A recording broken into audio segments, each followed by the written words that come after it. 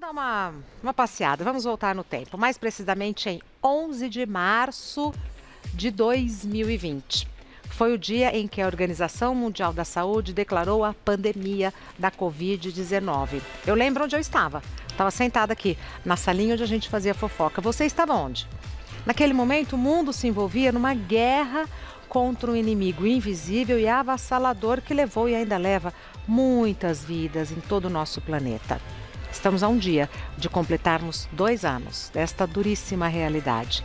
Alguns estudos mais otimistas já acenam com a possibilidade de se reduzir a pandemia para endemia. E o que poderia ser o início de uma nova era para a humanidade, era o que a gente queria, era o que a gente esperava, com mais união entre os povos e um longo tempo de paz, não veio. Mais uma vez, o bicho-homem resolve desestabilizar o nosso planeta. Hoje completam-se 15 dias da guerra entre Rússia e Ucrânia. 15 dias. E mais parece que voltamos no tempo ou estamos assistindo aos filmes da Segunda Guerra Mundial, 80 anos atrás. Através dos meios de comunicação, em todas as plataformas, testemunhamos impotentes cenas horríveis, atos de extrema violência. Cenas inadmissíveis, cenas inconcebíveis. Para entender melhor o porquê dessa guerra, vamos ouvir o cientista político Vicente Ferraro, que vai nos dar um breve resumo da situação e depois a gente volta a conversar sobre o tema. A questão da OTAN, em primeiro lugar, é interessante observar que desde os anos 90, ali quando acabou a União Soviética, a Rússia questiona a expansão da OTAN em direção às suas fronteiras. Então essa expansão da OTAN tradicionalmente foi visto pela Rússia como uma certa ameaça à sua segurança nacional, aos seus interesses. Então o regime de Vladimir Putin teve um ganho econômico considerável ali nos anos 2000, mas depois dos anos 2010, a questão econômica, o desempenho econômico já não foi tão favorável quanto nos anos 2000. Então o governo acabou tendo que reforçar tanto os mecanismos de repressão quanto o mecanismo ideológico, e parte desse mecanismo ideológico está a confrontação entre a Rússia e o Ocidente. Ou seja, o conflito com o Ocidente tem esse potencial de impactar a popularidade. Em 2008, houve uma guerra da Rússia com a Geórgia, a popularidade de Putin subiu consideravelmente. Em 2014, a popularidade, ali quando teve a crise da Ucrânia, teve um novo salto, a aprovação de Putin ultrapassou a marca de 85%. Então, é muito estudado na ciência política o fato de que conflitos, de fato, contribuam para a popularidade de regimes. Ele também tem o argumento do mundo étnico russo, a ideia de que a Rússia ela tem que proteger não apenas os russos na Rússia, mas os russos étnicos que moram em outras ex-repúblicas soviéticas. Antigamente, a Rússia tinha uma grande influência na política ucraniana e após a crise de 2014, principalmente com a questão da incorporação da Crimeia pela Rússia, a imagem pró-Rússia, que era muito forte na sociedade ucraniana, a sociedade ucraniana era dividida entre pró-Rússia e pró-Ocidente, então essas forças mais pró-Rússia acabaram diminuindo sua significância na política ucraniana e com isso a própria Rússia acabou diminuindo a sua influência na política ucraniana e inclusive nas negociações de paz ali no conflito com as regiões separatistas. Então isso obviamente desagradou Vladimir Putin e uma de suas metas é conseguir em parte recuperar essa influência russa no chamado espaço pós-soviético, nas ex-repúblicas soviéticas. E alguns países que tradicionalmente eram neutros, como a Finlândia e a Suécia, manifestaram nos últimos dias a intenção de futuramente vir a entrar na OTAN. Então, mesmo no campo geopolítico, a gente não sabe qual é o real ganho de Vladimir Putin. Por um lado, ele afasta a Ucrânia de entrar na OTAN, mas por outro lado, outros países ali que já são membros da OTAN ou que tradicionalmente eram neutros, podem reforçar a presença da aliança em seus territórios. Agora é inacreditável, A guerra aumenta a popularidade do governante. Daqui a pouco eu vou chamar a Olga Samila, que é filha de ucranianos e jornalista. Desde já, obrigada por ter vindo, viu? Eu agradeço pelo convite, obrigada, Regina. E nós em tê-la aqui conosco. Eu vou agradecer ao Vicente Ferraro, que está no Instagram como Frente_Brazuca. É o Brazucra de Ucrânia, Frente_Brazucra. O que vemos diariamente são ucranianos e povos de outros países residentes na Ucrânia tentando desesperadamente fugir para um local um pouco mais seguro. E aí, sem olhar para trás, abandonando toda uma história que foi construída, história de vida, e que agora transformam-se em ruínas. Entre essas pessoas estão muitos brasileiros que enfrentaram e enfrentam dificuldades para voltar aqui para o nosso país. Vou conversar com a Olga Samila, que é descendente de ucranianos e que vai contar o drama dos familiares dela, que vivem lá na Ucrânia. De novo, muito obrigada por ter vindo. Eu que agradeço mais uma vez. Obrigada, Regina. Você nasceu aqui no Brasil? Sim, eu sou nascida no Brasil, nasci em Curitiba, no Paraná, e por conta do trabalho do meu pai, acabamos vindo para São Paulo. Então, hoje eu pertenço à comunidade ucraniana de São Paulo. E hoje você tem familiares que moram na Ucrânia? Tenho familiares e tenho um contato maior com a minha prima, que ela é filha do irmão do meu pai. Ela está lá? Ela está lá na cidade de Lviv, que é uma cidade bem a oeste da Ucrânia, próxima à fronteira com a Polônia. Então já está mais aqui para o ocidente, para os países da OTAN. Já está mais para o ocidente, exatamente. E ela mora lá com o marido e 2 filhas.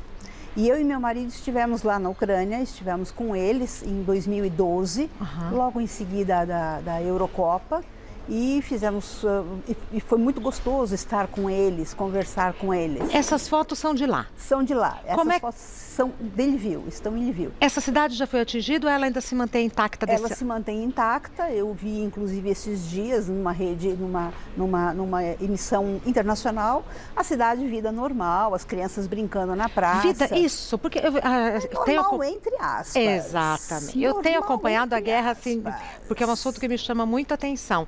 E aí eu vejo que algumas perguntas não são feitas. Então, por exemplo, o país está em guerra, mas em algumas cidades a vida segue. A vida segue, as pessoas têm que trabalhar, têm que fazer compras. Eu conversei com a minha prima no domingo e ela me disse que quando ouvem as sirenes, eles têm que se esconder nos abrigos antiaéreos, nos porões, por conta de eventuais ataques aéreos. Mas até na cidade linda, até na cidade onde ela mora, que ainda não foi atingida, toca sirene. Toca sirene.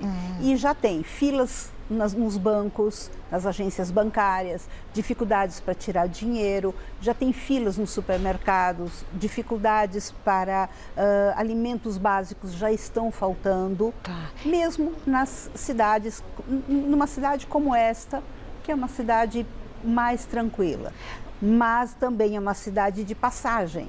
Quem está vindo, por exemplo, da capital Kiev em direção à Polônia, fugindo, acaba passando por Lviv. Nossa, então ela vê muita gente em sofrimento, Olga. Tanto que as minhas priminhas, as 2 pequenas, que aqui estão muito pequenas agora, elas já são 2 moças, elas estão fazendo trabalho voluntário, atendendo essas pessoas que estão em fuga. Agora me explica uma coisa, porque até onde eu entendo que é pouco, ucranianos e russos são povos irmãos, com uma cultura muito semelhante, inclusive. Não. A cultura é parecida. Eu faria uma comparação, eu acho que mais fácil de entender, nós brasileiros e os espanhóis. Nós somos parecidos? Até que somos. Mas muito pouco. Ah, é nessa proporção, É nesta proporção. Olga? Eu acho que este é o parâmetro, inclusive em termos de idioma. Isso. Em termos de, apesar das 2 nações usarem o alfabeto cirílico, existem diferenças. Da mesma forma como nós brasileiros, nós portugueses, não temos aquele N com tio, que é o nhã do espanhol, né?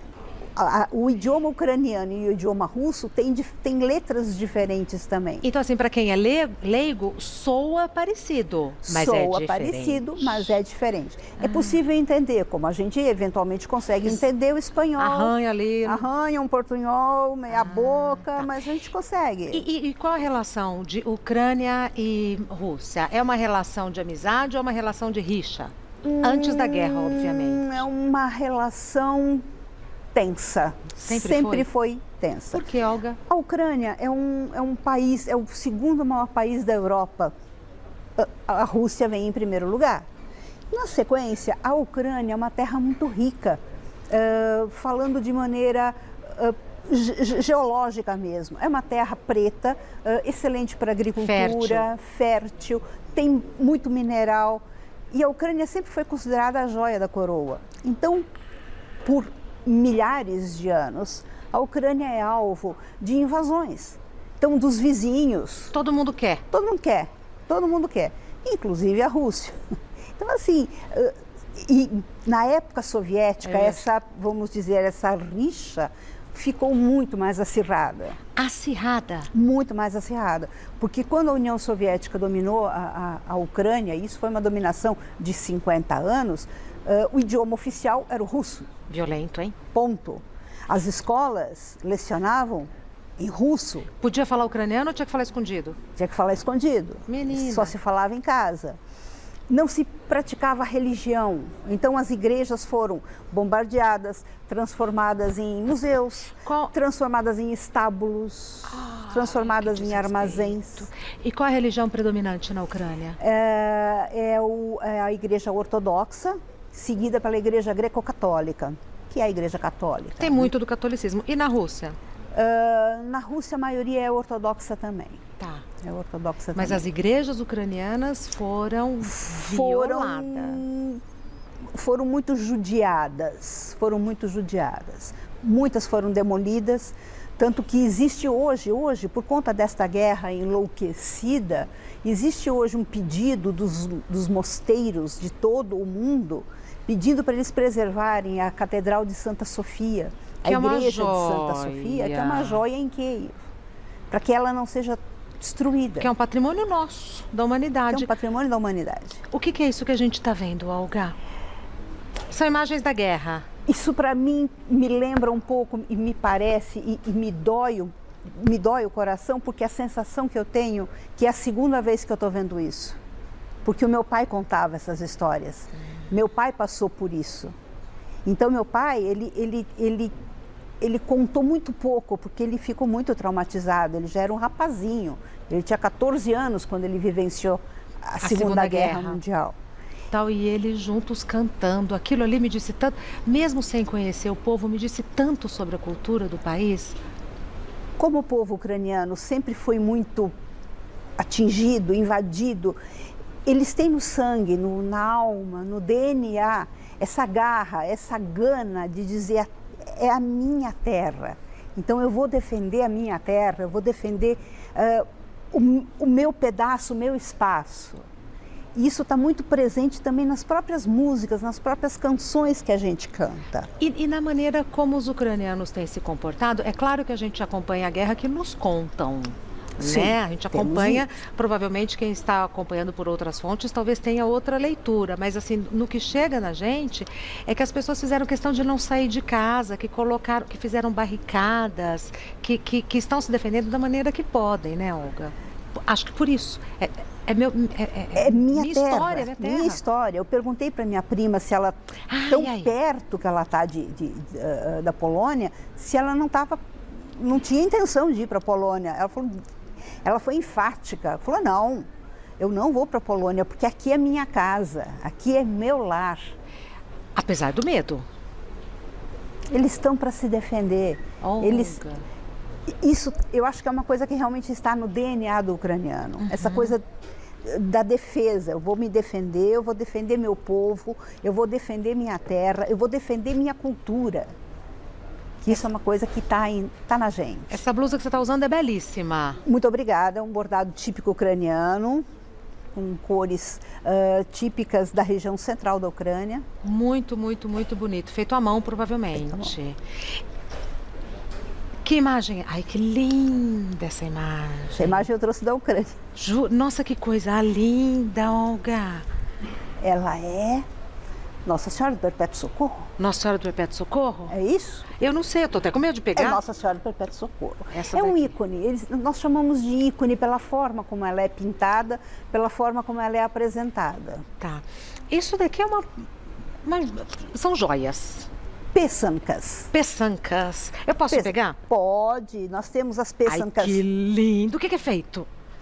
Nós temos esta daqui que é de madeira, essa eu trouxe da Ucrânia. Posso pegar? Pode pegar. Madeirinha? Madeira. Ai, que levezinho. Essa eu trouxe da Ucrânia, de madeira. Tá. É nova, recente, uma pintura mais moderna, mais atual. Aqui é um ovo recheado com parafina. Onde temos a árvore da vida, é outro símbolo que costumamos usar. Ovo. É uma delicadeza. Ovo. Esse eu vou largar, gente. Esse aqui já é um ovo bem mais antigo. Ele tá oco. Ele tá cheio, na verdade. Ele Ou tá seja, ele é tão antigo que ele secou. Gente, eu vou largar. É uma casca de ovo. Ai, Olga, que medo.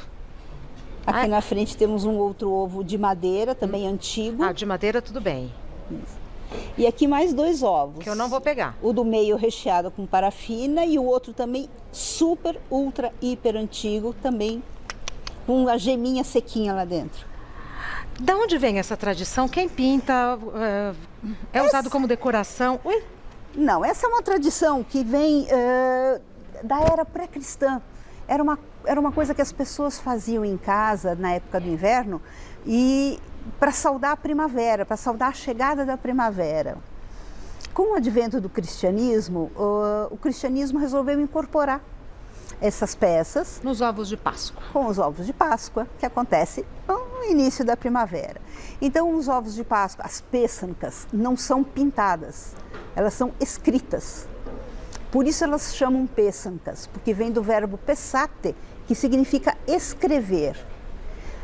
Para fazer essas pêsancas, a gente usa um instrumento chamado quistka, ou então o bico de pena, e a gente vai cobrindo o ovo com cera virgem derretida, e aí vai mergulhando nas várias camadas de tinta para atingir da clara mais escura, e depois tira todas as camadas de cera e suja a mágica. Que coisa linda. Se você quiser me convidar, um dia eu venho aqui fazer.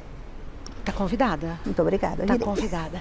A gente estava vendo as imagens, eu estava lendo o texto, o cientista político, aliás, é frente_Brazucra, o Instagram do Vicente Ferraro.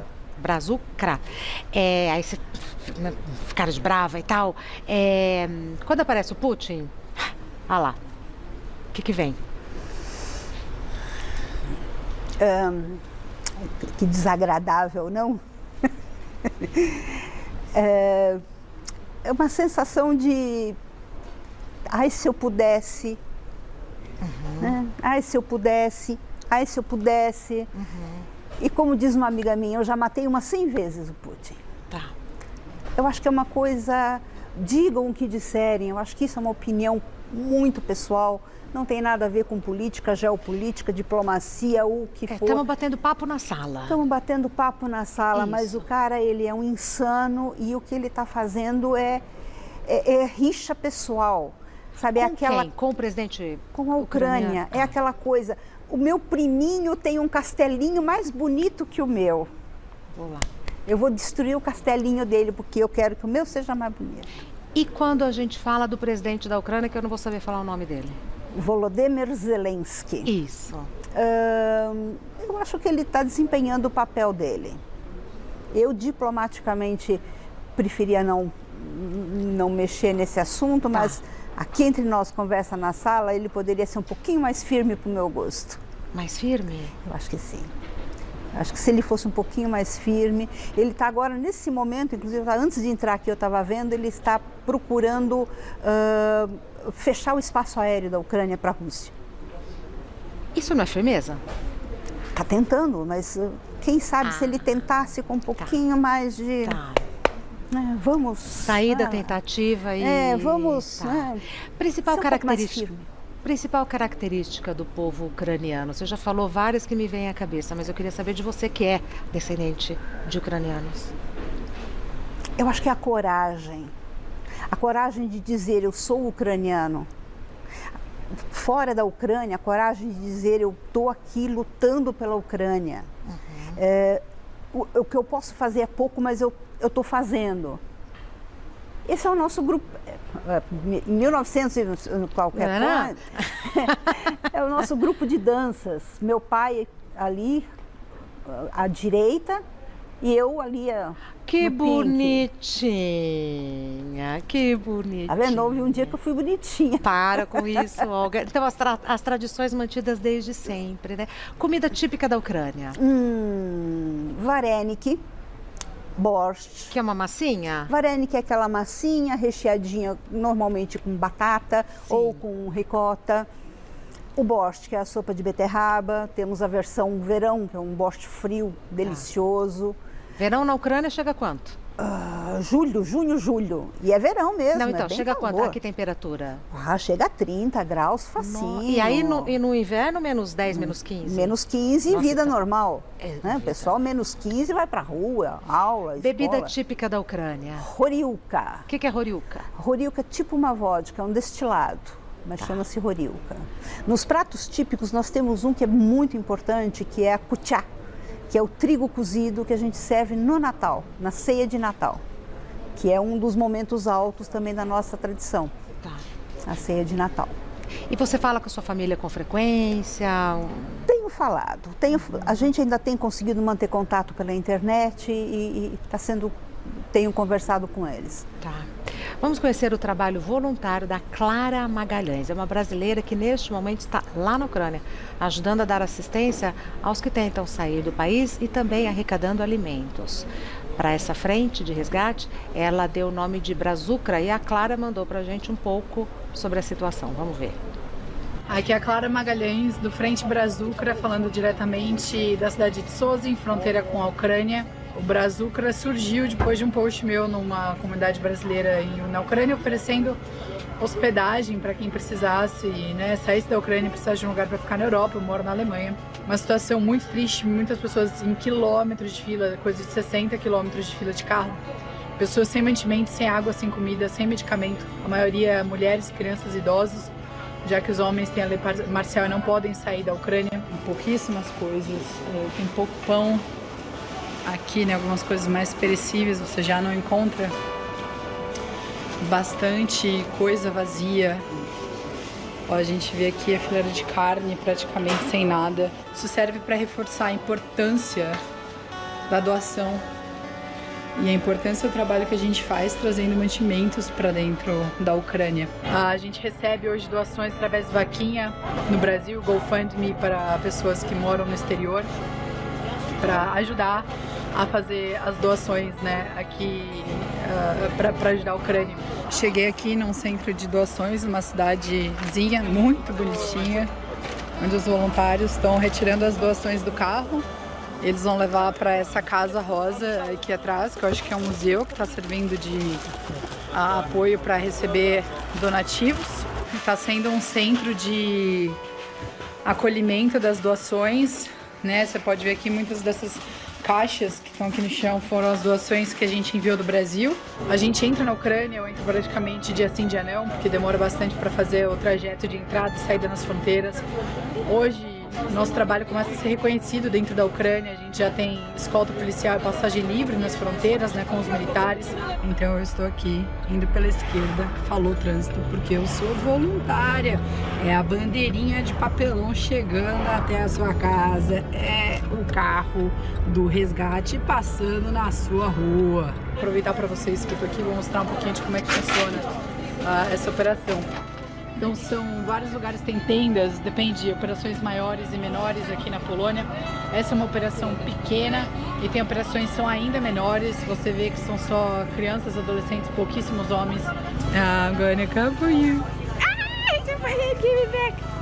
Aqui é um centro menor de operações, onde a gente espera ajudar com mais voluntários e mais doações. Então, brasileiros que estiverem pela Europa, quiserem vir ajudar, um dia, 2 dias já é o suficiente. E o meu convite aí reforçado para quem quiser vir ajudar.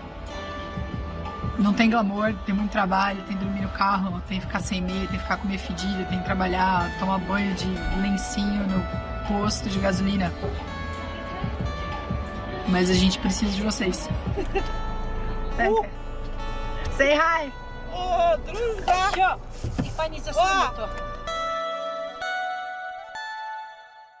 Clara Magalhães, muito obrigada. E para saber como ajudar a Frente de Resgate Brazuca, você pode entrar em contato com a Clara. E agora eu vou dar o Instagram certinho. O Instagram da Clara é frente_brazucra. Frente_brazucra. O Instagram do Vicente Ferraro, que foi o cientista político que abriu aqui a nossa conversa, é Vicente Ferraro. Vicente, muito obrigada pela sua colaboração e me perdoe pela confusão. Vicente Ferraro, no Instagram e no Facebook. Olga, Enquanto a gente estava assistindo, né, vou compartilhar com as pessoas, a Olga estava me falando assim que as pessoas ajudam pra valer, não é? Não mandam um donativo e tal, elas vão lá.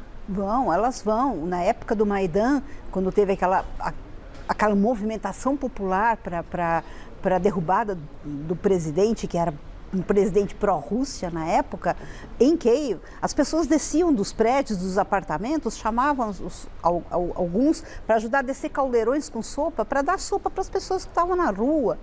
Então, assim, as pessoas não se conhecem, mas se ajudam. E eles se mantiveram durante tantos dias lá, quase 60 dias. Então faz parte da história da Ucrânia enfrentar esses desafios. Faz parte. Isso faz parte da cultura desse povo. É a cultura, porque meu pai conta na época da guerra que ele veio fugindo, e outras pessoas da nossa comunidade que lembram ainda e que contam, eles vêm fugindo da guerra, vêm andando pelos campos e eles param nas casas que estão ali, nas casas das pessoas, batem na porta e pedem um prato de comida, pedem para usar o banheiro, pedem para tomar um banho. E as pessoas aceitam. Então, assim, o ucraniano é dessa forma. E você tem algum palpite sobre essa guerra? Eu acho, na minha ilusão, ia durar uma semana. Seria tão bom, mas eu não consigo ver a luz no fim do túnel tão perto assim, não. Infelizmente. Quiser vir aqui numa Pauta Ensinar, gente, estamos aqui a seu dispor. Você quer deixar alguma rede social, alguma coisa, Olga? Eu tenho o site que é o www.minhaucrania.com.br. Pronto, porque a gente escuta, às vezes a gente vê a notícia e quando nos falta informação, ficam uns buracos que a gente não consegue entender. Então aqui, minhaucrania.com.br, onde eu coloco coisas interessantes sobre a Ucrânia, fala poemas, da cultura, não vai falar sobre a guerra. Não, Boa. Estou falando sobre a guerra, estou falando sobre pesca, sobre poemas, estou dando tradução de poemas, que eu acho que são poemas líricos, belíssimos. São poemas belíssimos. Então, é isso. Minha querida, muito obrigada. Eu é que agradeço, muito obrigada. Saúde e paz. Para nós, Saúde e paz. Muito obrigada. Eu que agradeço.